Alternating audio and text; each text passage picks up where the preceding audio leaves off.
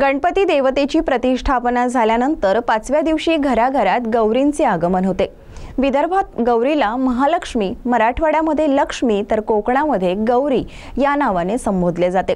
महाराष्ट्रामध्ये भाद्रपद महिन्यातील शुद्ध सप्तमीला गौरींचे घराघरात आगमन होते।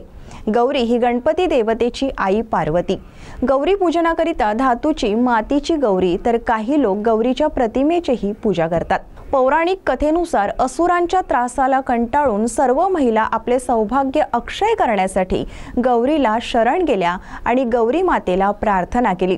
तेव्हा श्री गौरीने भाद्रपद शुद्ध अष्टमीला असुरांचा संहार करून पृथ्वीवरील प्राण्यांना सुखी केले अशी आख्यायिका आहे।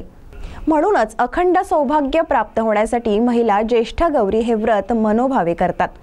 दुसरे असे की आताच्या आधुनिक जीवनशैलीत विभक्त कुटुंब पद्धती, सर्वच जण कायम व्यस्त, पण गौरी हा असा उत्सव असतो जिथे घरातल्या सर्वांचा सहभाग असणे अत्यंत आवश्यक असते।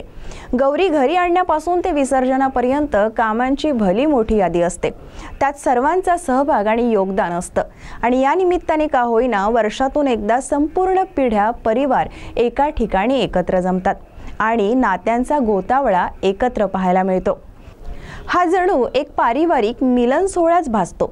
सीटीव्हीने शहरात फेरफटका मारला असता चंद्रपूर बाजार वार्डातील रहिवासी शरद अंबादास देशमुख यांच्या घरच्या महालक्ष्मीची ही झलक खास सीटीव्हीच्या प्रेक्षकांसाठी।